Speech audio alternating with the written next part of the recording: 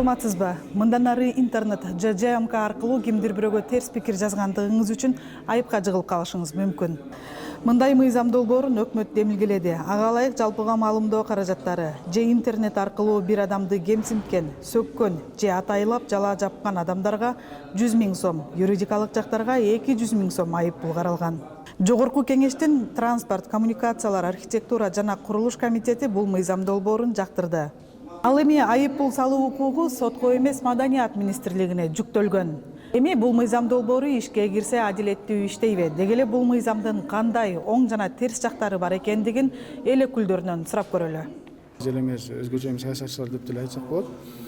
Кайсыл бир учурларда жата калып эле болбогон кароолоону, болбогон бир айыптоону айыптап жамандаган көп эле көздөшөт да. Мисалы өзгөчө эми саясатчылар иммунитет болуп калган буга, мындай көп деле көңүл бурбай деле койсо болот да жалпысынан. А бирок алирди мамлекетке келтире турган же дагы бир ушундай бир оршундуу нерселерге баткен окуясына деле эстеп койсок, ошол ковид учурунда эстеп койсок, ошол маалыматтар негизинде дүрбөлөң болуп, эл кайра магазиндерге шуркап барып аяндай товарларды алган учурлар дагы кездешет да. Аларга караган андай учурларда наоборот керек дейсиң да. Эми кооптонуу жагы бир эле, кооптонуу жагы бул менен колдонуп, баягы неугодныйларды же неудобныйларды ошол менен айыптап же жөн эле жата калып тура эмес нерселер менен үстүнө баса калат деген бир кичине бир нюанс бар, риск бар. Эми ал эгерде туура белгилеп, туура багытын алып, туура эрежесин алып кетсек, анда туура эле кетип калабыз. Анда кабыл алганга мүмкүнчүлүк болот да. Эми көрөлү, бизге азыр заседание келди, комитеттен өттү. Заседание келгенде дагы бир талкуулап карап көрөбүз. Сиздин пикир боюнча бул мыйзам туура эле болуп атат, учурдун талабы ылайык? Эми чын айтканда ооба, учурдун талабы бул бүгүн болбосо эртең чекит кое турган бир маселе эле да. Бирок аны туура коюш керек. Башкаларга зыян болуп калбасын, же бир башка мындай неугодный айткандай эле, орусча айтканда неугодныйларга бул карама каршы иштеп калбасын деген эле пикирим. Саламатсыздарбы? Бул деген чектөө киргизилбейт биринчиден. Экинчиден айыппул көбүрөөк салынып кетпейби? Ал туура нерсе. Ошого жараша, мисалы, бир адамдын аброюна шек келтирип сүйлөө бул өзү негизи маданиятка жатпайт да. Экинчиден штрафты көбөйтүү бул туура деп эсептейм. Ошондо биздин эл буйруса тартипке келет. Негизи каршымын.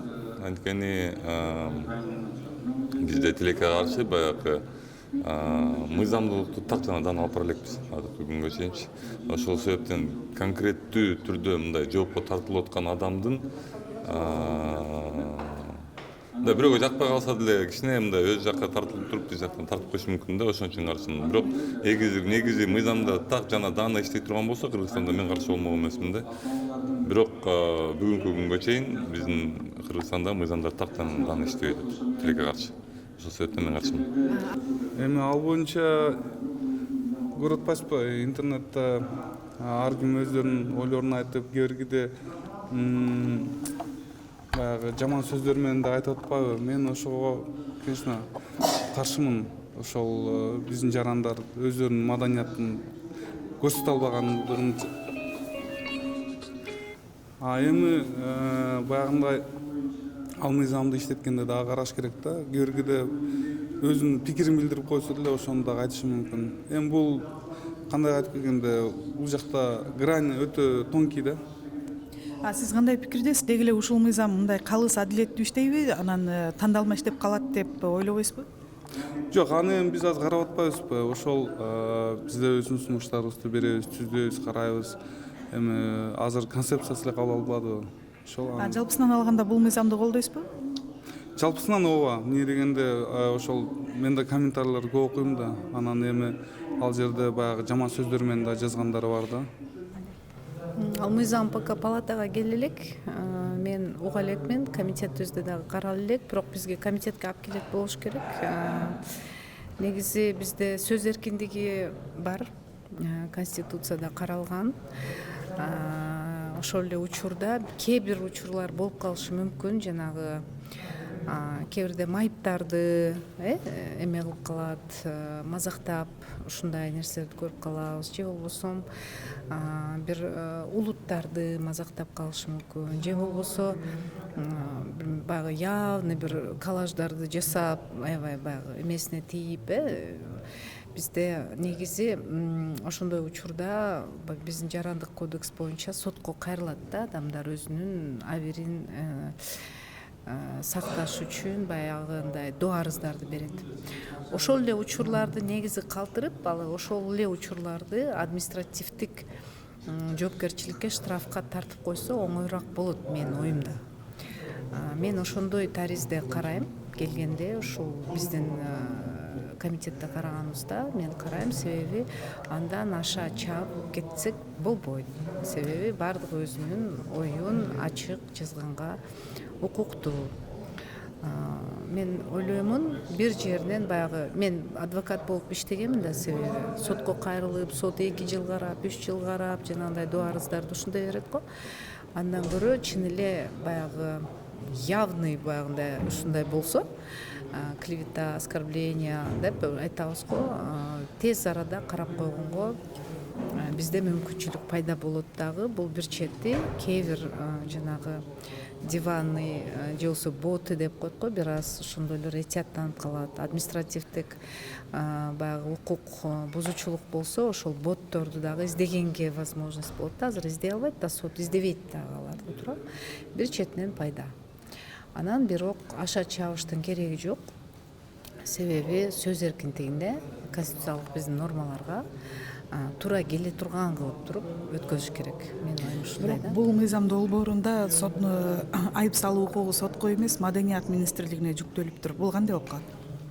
Жок, мен ошону айтып атпаймынбы? Азыр сотто бар. Ал укук бар. Ал үчүн доо арыз менен кайрылып, сен ал адамды жоопкерчиликти ал адамды жоопкерди ответчик деп коебуз го. Аны табып, анан сотко беришиң керек да, өзүң табышың керек. Азыр Маданият министрлигине жүктөп койсо, алар издейт, административный орган болуп калат да. Бул жак туура эле мындай оңоюраак болот. Бирок мен айтып атам, мен ошол кайсы макамдарды карашкан, кайсы учурларды карашкан мен көрө элекмин. Себеби ошол баягы өтө тонкий грань бар да, өтүп кетпешибиз керек да. Конституциялык укуктарга, журналисттердин бир укуктарына өтүп кетпей турган кылып, жанагы уже бизде мыйзамда бар жоопкерчиликтерди эле калтырып, ошолорду баягы туура жагына буруп туруп, административдик жоопкерчиликке тартканга, оңоюраак процедураларга сотко кайрылгандан көрө ал жакта пошлина төлөшүң керек да соткочу кайрылыш үчүн. Ошондой болбош үчүн оңоюраак жагын издешибиз керек. Ошон үчүн мен ойлойм, биз аябай бул жерде өтө дыкаттык менен карайбыз да. Караш керек бул мыйзамды өтө. Мен азыр ал мыйзамды долбоорун пока окуй элекмин. Окуп биринчи өзүм таанышайын. Себеби башка комитеттерде каралып тур. Ама ол чоң жыйынга келгенде мен өзүм суроолорумду сөзсүз түрдө берем. Ойлойм, бүгүнкү күндө система буга даяр эмес. Анткени бул мыйзамды аткарыш үчүн өтө чоң биринчиден мындай чындыкпы же жала жалганбы аны аныктай турган орган болуш керек. Аныктагандан кийин мен ойлойм 100 000 200 000 бул өтө чоң акча. Анткени мындай кээ бир учурларда сотко бергенде дагы андай штрафтар жок. Анан бул бир гана сот жетиш керек. Бүгүнкү күнгө чейин деле эгерде бирөө мисалы мага там туура эмес айтты, бул жала жалганды айтты деген нерсенин баардыгын сотко барып чечип атышат. Анан бир гана министрликте отурган именно ушул культура менен алек болгон министрлиги кантип ушул анда башы компьютерден чыкпаш керек, анда башка жумуштар калып кетет.